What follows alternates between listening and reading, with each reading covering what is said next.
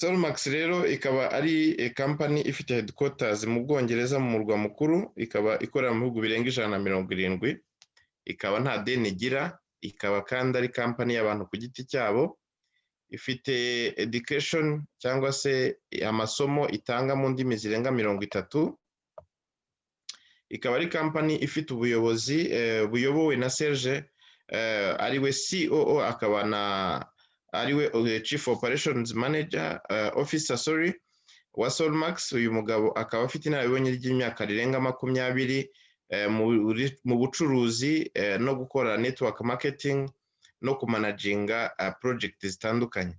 Akaba ariwe rero ubu ngubu uramutswa Solmax ariwe uyiyobora, hanyuma akaba afatanyije n'umugabo ushinzwe finance cyangwa se Chief Finance Officer witwa Abdurrahman Sandu, akaba ariwe ushinzwe iby'ubukungu cyangwa se ubutunzi muri Solmax, akaba ari na founder wayo, ari umwe mu banyamigabane babiri bagize Solmax.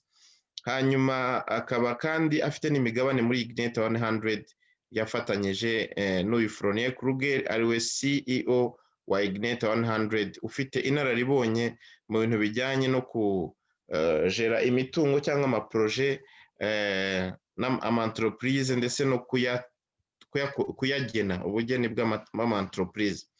Hanyuma rero business yacu tugiye kuganira kuri uyu mugoroba, niwumva iki gishushanyo mbonera ngiye kugusobanurira, business uraba uyumvise yose dushatse twanasoreza ahangaha.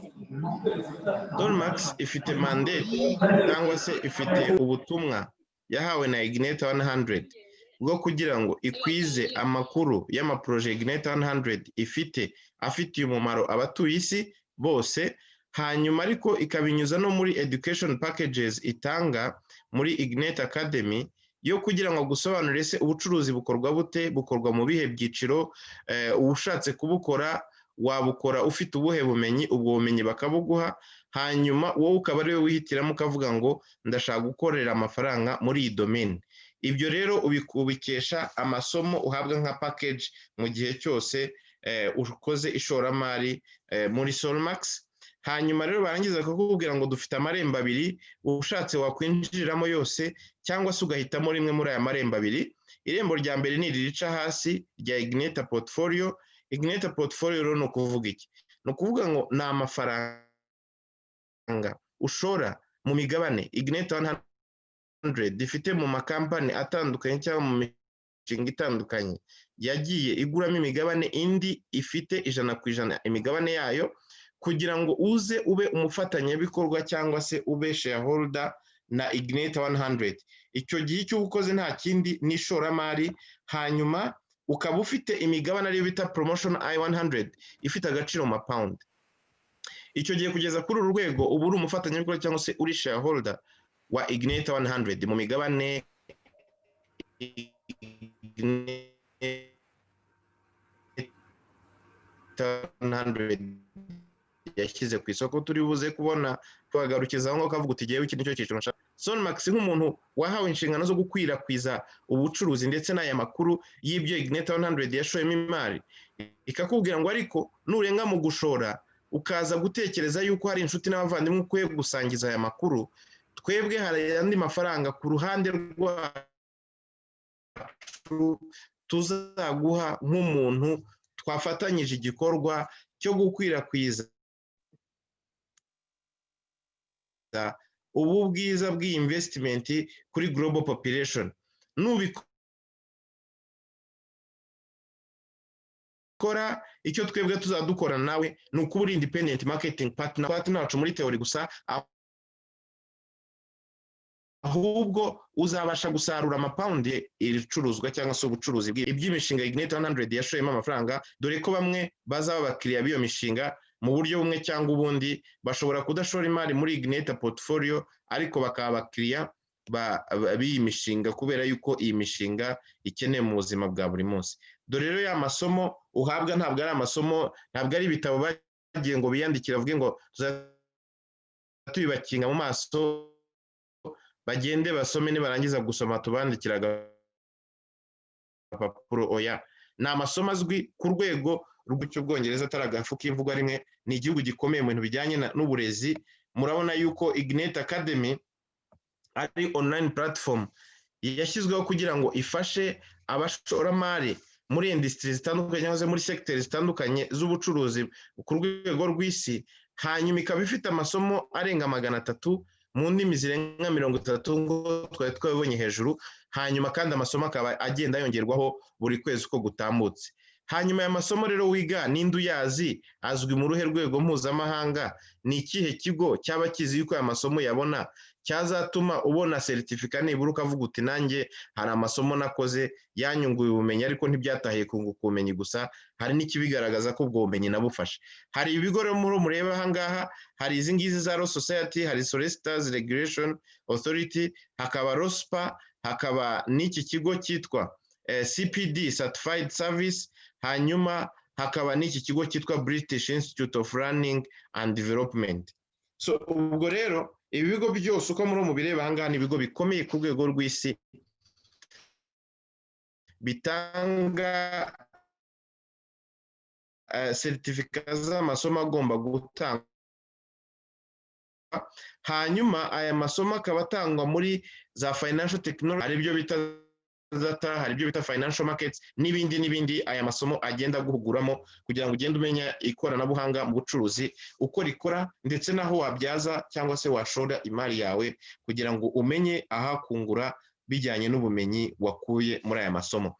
Hanyuma rero iyo migabane nk'uko nakomeje kwivuga hejuru, Ignite 100 imaze gushora mu maproje atandukanye yafashe icyemezo cy'uko yatanga imigabane ikayitanga ku isoko kugira ngo jyewe nawe tubashe kuyigura, hanyuma igihe izaba igiye ku isoko ry'imigabane njye nawe na Ignite 100 tuzajye ku isoko tugurisha imigabane yacu ku gaciro gafatika bitewe n'uko umugabane uzaba ushakishwa. Ibyo nibyo tugiye kurebera hamwe. Mu kwezi kwa 12 rero 2017 nibwo bafashe icyemezo cyo gushyira imigabane ku isoko ihwanye n'imigabane 490,000,000.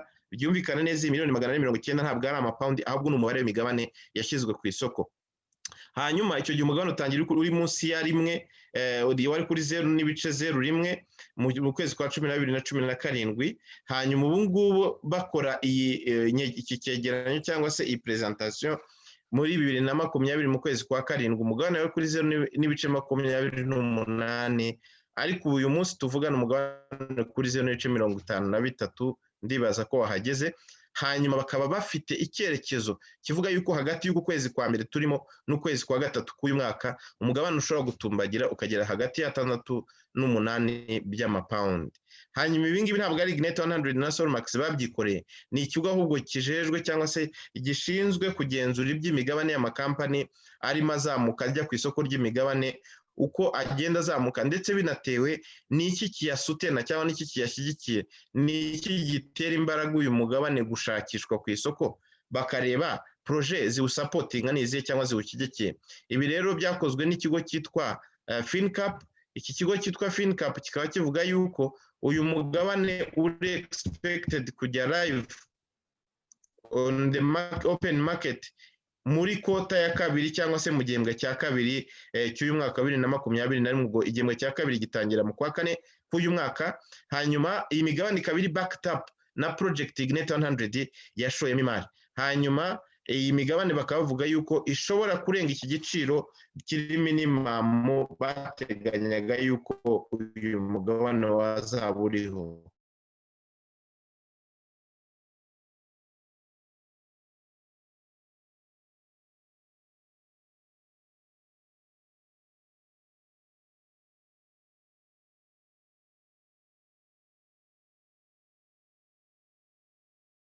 Bitewe n'uko bagenda bakora isesengura, ahubwo ireba ibashe kugendana n'ibigezweho n'ikoranabuhanga rigezweho, ndetse ibashe no kugendana na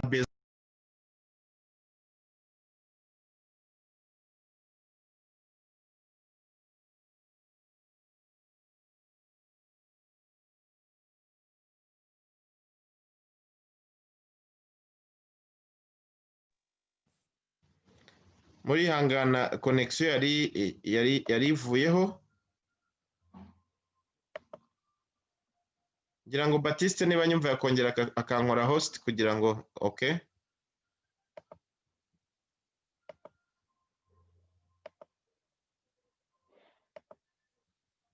mwihangane kanya gato biraba bigarutseho. Okay, nari ngeze kuri izi secteur Ignite 100 ishoramo imari yibanzeho. Nari mvuze yuko igenzura ikareba urwego isi irimo yerekezamo. Nari ngeze ku ikoranabuhanga tekinoloji mu bijyanye n'ubutunzi. Murabona yuko isi yose irimo irayoboka igihe cya cashless, cyo kutagendana inoti mu ntoki, ahubwo bariho barajukira kugenda bakoresha ikoranabuhanga.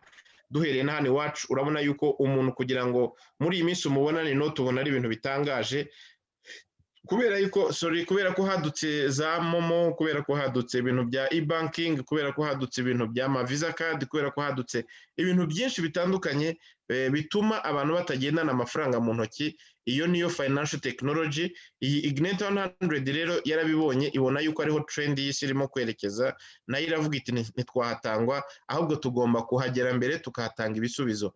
Aha rero hakaza hasi ikitwa e-commerce. Murabizi ko iki nacyo kimaze kuyobora isi. Nano mu Rwanda murabona ko startup companies zigenda zizamuka buri munsi ziri muri e-commerce, hajyanye n'ibintu byo kodaringa ibintu online, ukagura ibintu online ukajya kubona ukabona delivery igeze ku muryango iwawe. Ibyo rero biragenda bitera imbere duhereye na hano iwacu duherereye aho uherereye. Hanyuma ariko ku rwego rw'isi ikaba ari ho trend y'isi irimo kugana, binajyanye n'iki cyorezo turimo tugenda duhura nacyo. Murabona ko n'amasomo y'abana aho bavuga bati mutangire mwitegure ko abana bashobora kwigira online bitewe n'ibyorezo biriho byataka isi. Hanyuma hakaza icyitwa artificial intelligence, hakaza transportation, hakaza na energy, renewable energy. Murabona ko isi irimo yijukira kugabanya ibyuka bihumanya ikirere, bashaka gukoresha imirasire y'izuba cyane cyane, ndetse no kugabanya ibintu byose byohereza ibyuka mu kirere bigahungabanya kakayungirizo k'izuba. Hanyuma rero Ignite 100 ifite amakampani yayo cyangwa se project zayo yarayizinze bwayo bwite. Ifite BizPad, ikaba ari software ikoreshwa mu bintu bya accounting, ikaba iri ku rwego rwo hejuru, ikaba itanga service zirenga 16 muri software imwe. Murumva ko iri ku rwego rwo hejuru. Hanyuma hakaza ubwo muri ya financial technology, hakaza crypto change. Crypto change ubwo iri muri ya domaine ya blockchain. Crypto change bakaba barayikoze kugira ngo izajye ifasha abantu bari muri domaine ya cryptocurrencies, kubera ko muri iyi minsi cryptocurrencies ziragenda zidominating isi ku rwego rw'uko waba ufite cryptocurrency kugira ngo uzabone amafaranga aya ngaya ibihugu byacu bikoresha byagoranaga, byagusabaga gushaka umuntu. Ariko iyi ngiyo izanye igisubizo cyo kuvuga ngo ufite cryptocurrency ushobora kubona amafaranga, amadolari, amanyarwanda, amagande, amarundi, amatanzania, amayero, amapound, byose ushobora kuyabona ufite crypto zawe ukazihindura muri currency ushaka. Cyangwa se ukaba ufite currency zawe zisanzwe twita fiat money, ukaba wazikoresha mu rwego rwo kuba waziguramo cryptocurrencies kuri stock exchange ya Crypto Change Ignite 100 yakoze. Hakaba Alacrity ya network. Iyi ngiyi nayo ikaba ari internet solution itanga ibisubizo ku bintu bijyanye na internet. Hakaba Urent, ni real estate advertising platform bashyizeho kugira ngo ifashe ba nyiri imitungo itimukanwa kubahuza n'abayikeneye, utiriwe ujya gushakisha hirya no hino baza abantu, ahubwo uyu akaba ari umuhuza w'aba nyiri imitungo n'abayikeneye ku isoko mu gihugu cy'Ubwongereza. Bakaba batagetinga ko mu myaka 2 bazaba bigaruriye 5% by'iryo soko mu gihugu cy'Ubwongereza, ndetse igenda igabana amashami hirya no hino ku isi. Bakaba bavuga uko bifuza yuko iyi ngiyi azaba nka Uber yo muri real estate industry.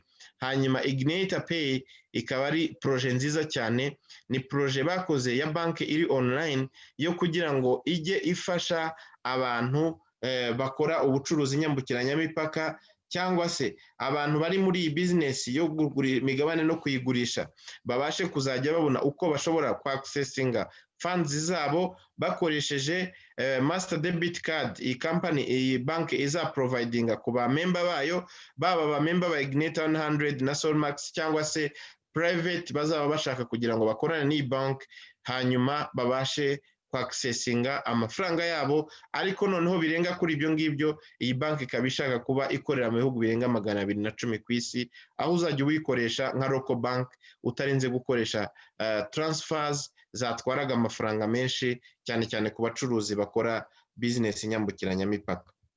Hanyuma hakaza external project, ziriya zari internal project nababwiraga. Dufite external projects nyinshi cyane, ngiye kuvuga ebyiri cyangwa eshatu muri izi ngizi, hanyuma izindi nawe ugende ukora ubushakashatsi, buri imwe ugende ufungura PDF ushyira muri Google ureba icyo ikora, buri imwe iratanga igisubizo muri domaine zitandukanye z'ubu buzima bwa buri munsi, icyo twita besoin primaire za buri munsi. Harimo iyi ngiyi yitwa Itoro, n'ubu ngubu abariho bareba match zo mu Bwongereza, ejo West Ham harimo iki kimenyetso cya Itoro. Ni company ikomeye cyane ikora ibintu bijyanye na trading y'ama asset cyangwa se cryptocurrencies ndetse n'imigabane y'ibigo bitandukanye. Iki kikaba ari ikigo gikomeye gikorana na advertising muri Premier League. Iki kigo kikaba kiri mu maproje Ignite 100 ifitemo imigabane washoyemo uyu munsi cyangwa ugiye gushoramo.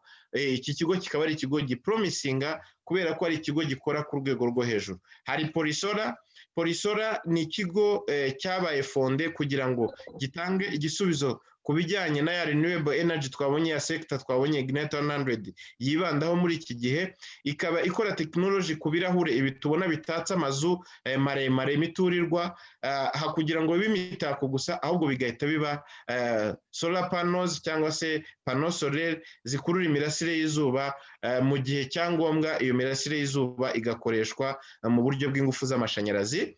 Hakaba iyitwa Pioneer, abari mu gihugu cya Amerika barayizi cyane. Iyi ni company iyo ku rwego rwo hejuru ikora ibintu bijyanye na money transfer mu gihugu cya Amerika. Ignite 100 nawe yahateye imbone, ibona iri muri domaine ya financial technology, iravuga iti ngiyi nayo tugomba kuyishoramo imari. Hanyuma hakaba ikigo cyitwa FingoPay ni technology yakozwe muri ya fintech cyangwa se financial technology, aho ishaka kugira ngo itange igisubizo kimwe rukumbi cyo kwerimina bya bintu byose byangizaga ibidukikije, dukora amashekiye kugira ngo tubashe kujya dutransactinga. Ikaba izajya ikoresha intoki zacu gusa technology kugira ngo accessing account yawe cyangwa se ubashe kugira transaction ukora kuri konti yawe backnowledginze gusa serire ziri mu ntoki zawe, aho bazikorera scan. Hanyuma wajya ujya gukora any transaction bakarecognizinga sales ziri mu ntoki zawe. Nta wakwiba, nta wakwigana signatire yawe, nta uzaguha sec sans provision, kubera ko iyi technology ije ari nk'igisubizo.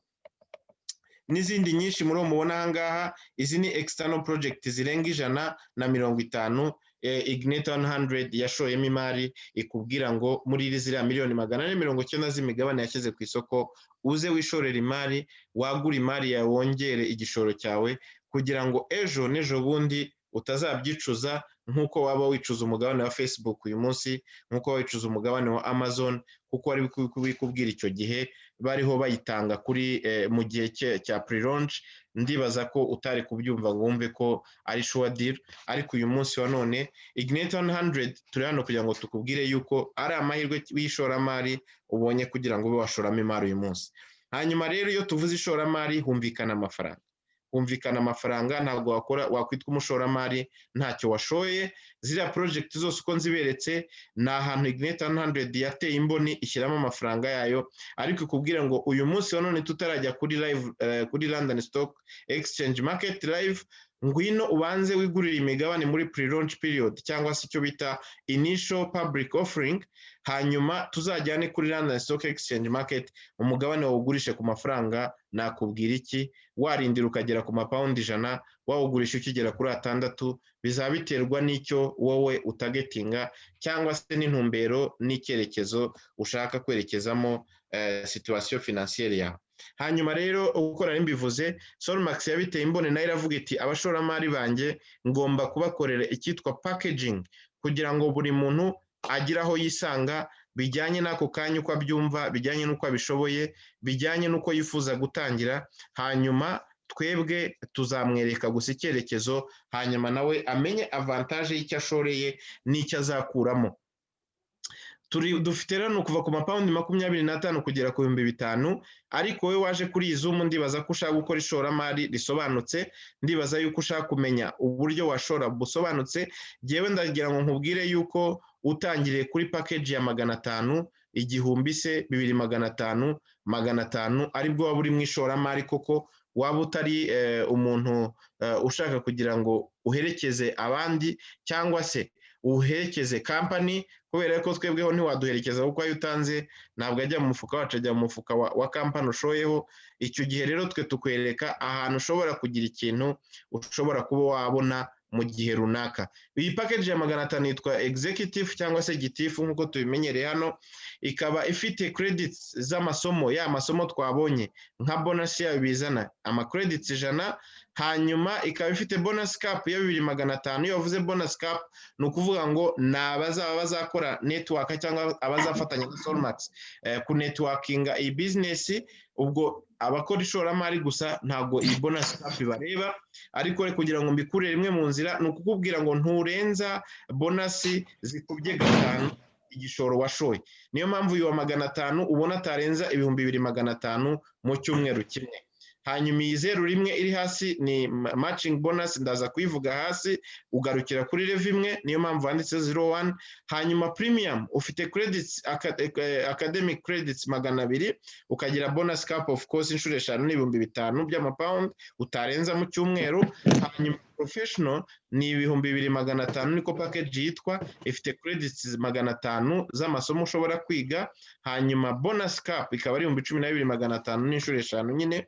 Hanyuma elite ya 5 ikaba ifite academic credits 1000, hanyuma bonus cap ni 25 kuko ari ugukuba 5 nyine. Hanyuma rero uribaza utese ninja ku investinga niki nzahabwa, nzabona iki ninshora imari yanjye? Hari uburyo bubiri rero bwo ku investinga. Option ya mbere cyangwa se uburyo bwa mbere ni ukugura imigabane 100%, hanyuma ikigo nacyo cyakwijeje kirakubwira ngo iyi migabane turayigusevingira amezi 12, ariko icyo turi bugukorera amafaranga yawe ukiyashora turahita tuyakuba 2. Bivuze ngo iki? Batanze urugero rw'umuntu washoye amapawundi 1000 kuri uru rugero, baravuga ngo niba washoye amapawundi 1000 umugabane ukaba 25, wagomba kubona imigabane 4000, ariko twebwe turagukorera toto 8,000. Ni ukuvuga ngo ubwo igishoro ukoze kiri wote 2000 by'pound, bikaba bingana n'imigabane 8,000. Icyo gihe rero iyo ukoze aya mahitamo, iyo migabane bayikushyirira kuri saving account igihe cy'amezi 12 karandiriye. Ni ukuvuga ngo ubikoze uyu munsi ugashora imari yawe guhera uyu munsi urabara amezi 12, ubwo ni mu kwa mbere k'umwaka utaha itariki 16 nibwo amezi yawe 12 yabarangiyemo. Hanyuma iyo migabane wakwibaza ngo ese iyo ndangije kuyibona iyo amezi 12 arangiye habiki? Bahita baguha ya migabane ukayigiraho uburenganzira bwo kuba wayitwara kuri stock exchange market ukayigurisha ku giciro kigezweho, cyangwa se ukaba uyibitse nk'imigabane utegereje yuko umugabane wigira hejuru, cyangwa se ukongera ugakora indi investment, dore ko account ibiri personalized nkuko turi buze kwibona hasi. Iyo konte iba ari yawe, ushobora kongeramo andi mafaranga, hanyuma ugakomeza ugakorana urugendo na Solmax ndetse na Ignite 100. Hanyuma rero hakaza option ya kabiri ya 1% daily. 1% daily ni ukuvuga iki? Amafaranga ushoye company irayareba ikayabarira 1% buri munsi, rishobora kuba 2%. Ndaza kukubwira se biba 1% kubera iki, bikaba 2% kubera iki, ndabigusobanurira, ariko reka mpere kuri 1% kubera ko ari rwo rugero rwanditse aha ngaha. 1% ni ukuvuga iki? Iyo washoye 5,000 uyu munsi, guhera ejo kuwa mbere saa 3 z'ijoro watangira kubona amapawundi 50, kuko niryo 1% ry'ibihumbi 5. Ariko kubera ko company idacuruza amafaranga, irakubwira ngo ayo mafaranga barahita bayabarira ku giciro uwo munsi umugabane ugezeho, bayagabanye n'igiciro cy'umugabane, barebe imigabane ivamo, hanyuma 75% by'iyo migabane bayigushyirire kuri open account, 25% bayigusevingire, kugira ngo twige umuco wa saving cyangwa se wo kwizigamira.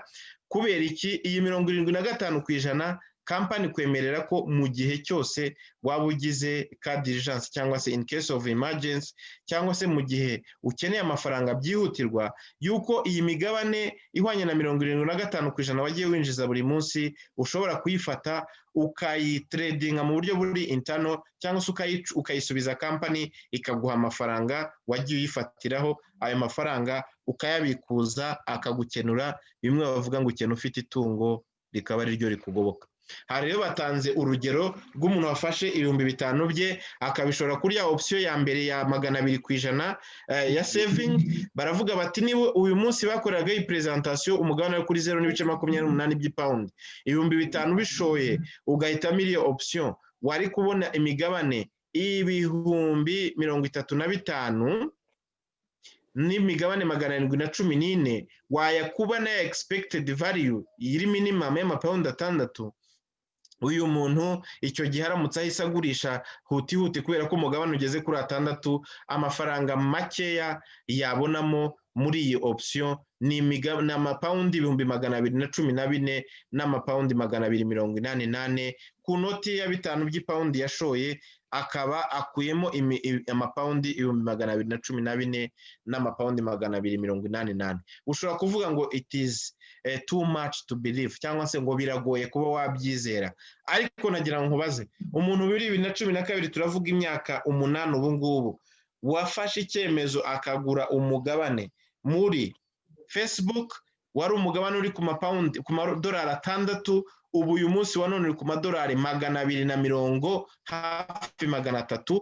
Umfatire umuntu washoye mu 5 by'idolari ugabanye n'amadolari 6, hanyuma nurangiza urebe imigabane yabonye, nurangiza uyikube n'agaciro ka Facebook umugabane wayo uyu munsi cyangwa se Amazon ndi ku 3,000 by'amadolari, nurangiza umbwire ko it is too much to believe. It is not too much to believe. Ntabwo birenze kuba utabyizera, ahubwo niho isi ya none irimo yerekeza. Ubukungu burashaka kuba partage cyangwa se burashaka kugabanwa n'abarebye kure mbere y'abandi. Uyu munsi nahoze numva amakuru ya nyiri Tesla yuko yaciye kuri Bezos mu bijyanye n'ubukire ku isi, yamuciyeho yabaye uwa mbere. Biraterwa n'iki? Biraterwa n'uko umugabane wazamutse cyane ku isoko ry'imigabane ugatumbagira cyane, ugahita utumbagiza imari ye. Uyu munsi yamuciyeho, kandi twese twari tuzi ko Amazon mu mwaka wa 2017 niba nibuka neza ari wari ufashe drapo ry'umukire wa mbere ku isi, kuri iyi si yose ya rurema, niwe wari ufashe ibendera ry'ubutunzi. None rero uyu munsi umugabo wa Tesla ufite cya gigo cyohereza ibyogajuru mu isanzure yabashije kumunyuraho. Kubera iki? Kubera yuko niho isi irimo kwerekeza. Iyo warebye kure imbere y'abandi nta kibuza ushobora gutumbagira. Kandi nagira ngo umenyeshe ko uyu mugabo yatangije iyi kampani ya Tesla miliyoni 20 z'amadolari, miliyari 20. Hanyuma uyu nguyu wa Amazon yatangije iyi kampani ye miliyoni 100 yakuye mu mitungo ye ndetse n'amafaranga ya famiye. None uyu munsi ari worth 185 billion. Mwumve yuko ibyo byose bishoboka, kubera yuko iyo warebye kure kuri iyi si ikijyanye na technology, ubutunzi kibugushyira mu ntoki utazi aho bivuye. Rero icyo cyari icyiciro cya investment. Niba wowe udashaka kugira ngo uzamenye ibijyanye na business wakorana na Solmax, icyo cyiciro rwose kiraguhagije kuba washora imari yawe ikakuzanira inyungu, ikaguhereza ayo washoye ndetse ikaguherezaho n'inyungu. Hanyuma wanyurwa ukongeramo igishoro kugira ngo ubone inyungu nyinshi. Ariko noneho Ignite 100 ifatanyije na Solmax barakubwira ngo Solmax kubera ko yo mandate ya cyangwa se mission yahawe niyo gukora marketing. Niba rero wiyemeje kunyura muri rya rembo rigari rya kabiri nakweretse kuri ya shema, ubu noneho ngiye kukwereka Solmax iyo wemeye kuba independent marketing partner wayo, ese byakugirira umumaro? Ese hari icyo byagufasha? Nibyo tugiye kureba muri compensation plan ikurikiyeho. Barakubwira ngo be independent marketing partner. Mbere na mbere yuko witwa iri zina, Solmax irabanza ikaguhereza icyo bita virtual office. Irabanza ikaguhereza office virtuelle, aho imari yawe ugenda uyigenzura aho uri hose ku isi ya rurema. Upfa kuba ufite connectivity cyangwa se ufite connection ya internet ku buryo ufata telefone yawe ya Android cyangwa ya iOS ukayifungura ukareba uko imari yawe urimo igenda ikura nuko igenda yiyongera. Icyo nicyo cya mbere babanza kuguhereza nka bonus kugira ngo ibintu utajya urinda guhamagara kuri service center yabo cyangwa urinde guhamagara kanaka ngo ndeberamo, wowe ubyikurikiranire wenyine ujye ubireba aho bipfira naho bizukira kubera yuko wifitiye back office yawe. Hanyuma icya kabiri baguhereza ikintu cyitwa direct bonus. Direct bonus ni iki rero? Turaje tubibone hasi. Bakaguha icya gatatu team bonus. Team bonus ni iki? Turaje tubirebe kuri page ikurikira. Bakaguha matching bonus, nigeze kuyikomozaho kuri za package, iyo ngiyo nayo turaje tubirebe ikurikira. Bakaguha ranks and rewards. Izi zose ni bikutuma ifaranga cyangwa ipaundi rihuruduka ryitura mu mufuka wawe.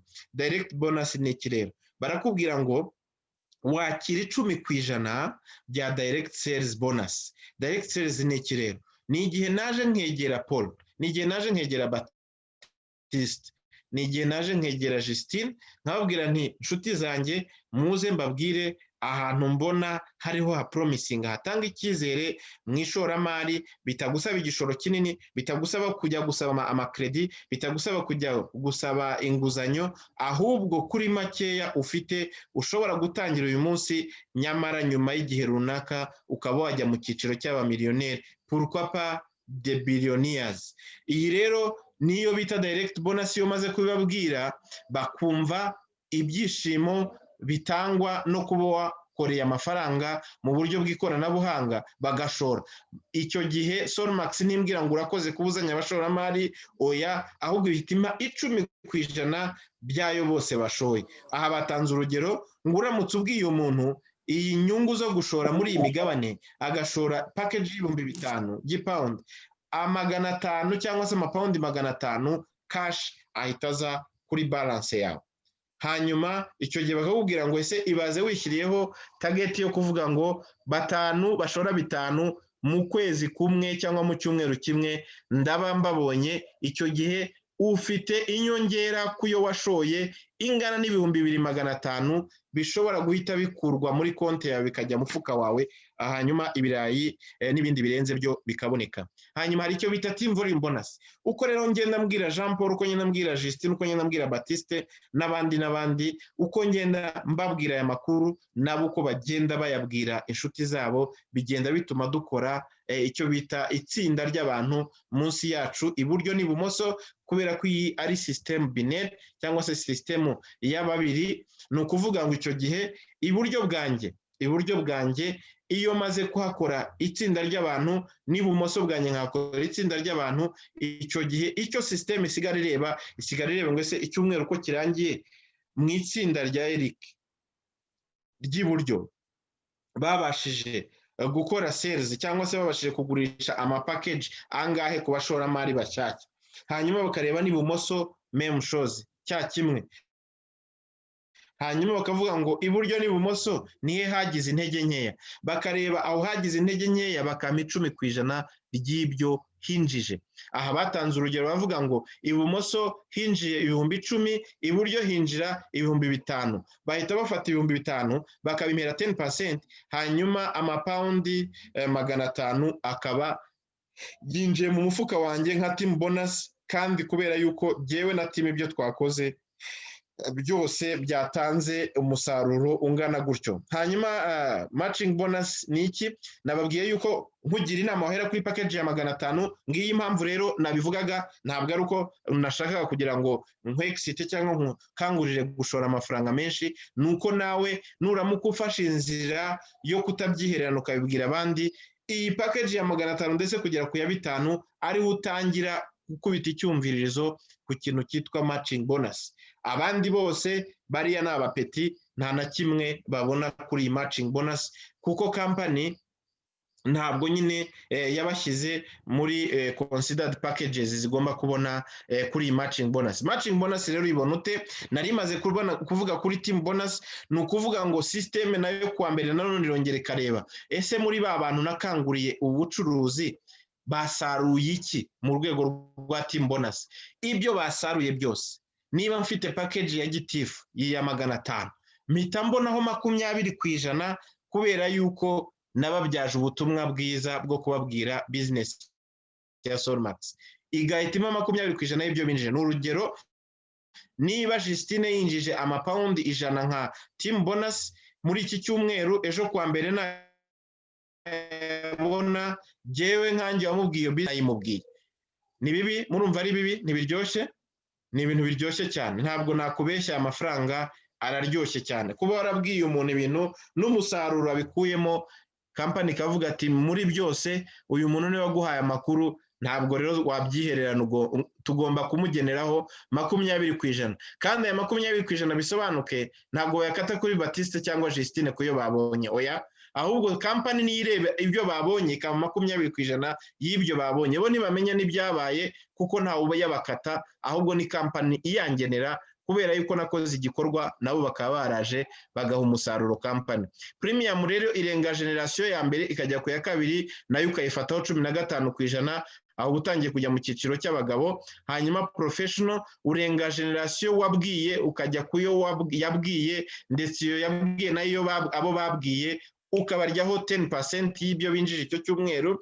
Hanyuma kuri package y'abagabo rero ya 5 ukabona kugera kuri generation ya 4, 5%, 10%, 15%, 20%. Ndagira ngo mbabwize ukuri, numara kugira team munsi yawe ifite ibyirimo ikora, aya mafaranga ukaba warayashoye 5,000, aya mafaranga uzabona uburyohe bwayo, kubera ko nta mafaranga nayita nk'ikimanuka aza uta-expectinga, kuko ntabwo ubuzi ibyo timu yose yakoze.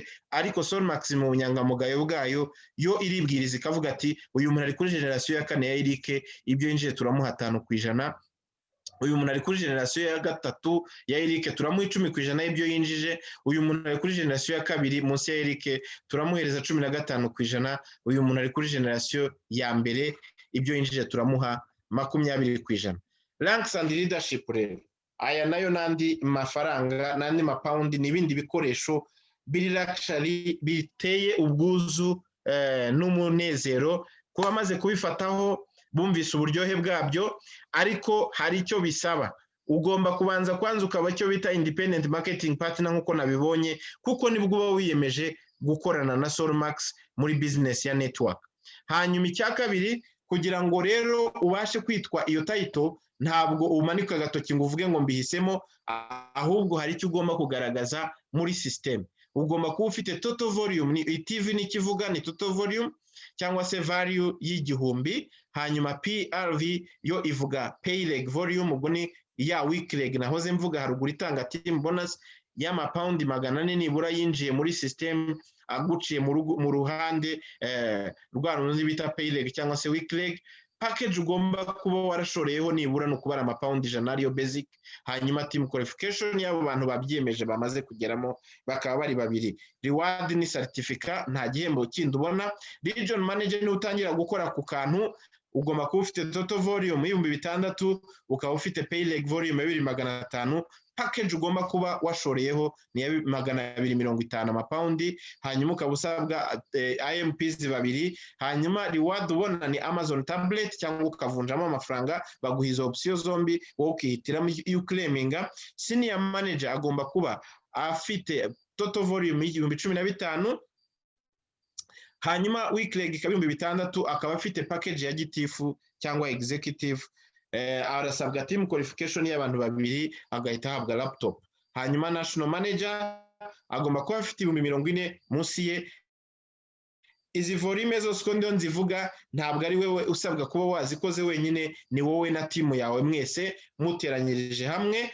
Hanyuma pay leg ikaba 16,000, package ugomba kuba wicayeho ni ya premium. Hanyuma ukaba usabwa team qualification y'abantu 2 nibura bageze kuri senior manager. Ukaba ugomba guhabwa Apple Watch ifite agaciro keza, uzakamenya nuyigeraho. Regional director na point cyangwa se total volume 150 total volume. Hanyuma pay leg 60,000. Hanyuma package ugomba kuba ufite ni y'abagabo, ni ya India Elite. Hanyuma ukaba ugomba kugira team qualification y'abantu 3, ukabona icyo bita MacBook Air. Hanyuma rero izindi zose nibwirirwe nzirondora ko imibare iragaragara. Total volume na pay leg volume package nashaka kugeraho ari iya 5, izindi zose murabona ko package zisabwa ugomba kuba ari iya 5. ubwo wageze kuri regional director bavuze ngo package ya 5 cyaravivuwe, ubwo n'izindi zose ziba zivivuye. Hanyuma team qualification nayo ni imibare igaragara. Igihembo urahembwa ukagenda ukagera kuri Rolls Royce. Unagira ngo mbatangarize itangazo rigufi yuko umuntu wa mbere muri iyi company amaze kugera kuri iki gihembo cya vice president ariyo Maserati, hanyuma akaba asigaje ibihembo 2, akaba ageze ku gasongero k'ibihembo by'iyi company ariyo Bentley na Rolls Royce. Wazayibona rero itembera mu mihanda ya hano Nyarutarama, hano Kabeza, hano Niboyi, hano Kiyovu cy'abakoboyi n'icy'abakire, hanyuma ukayibona itembera mu mihanda ya Nyamirambo, warangiza ukayibona za Rebero na Gikondo. Ntabwo byatugwa nabi tuyibonye irimo itambagira muri Kigali, hari umwe mu bana b'u Rwanda bayitsindiye. Rero nagira ngo mfate uyu mwanya ngushimire, nshimire n'umuntu wagukanguriye kwitabiriye Zoom, hanyuma mpereze nibura abantu akanya 2 cyangwa 3 babaza ibibazo duclosing.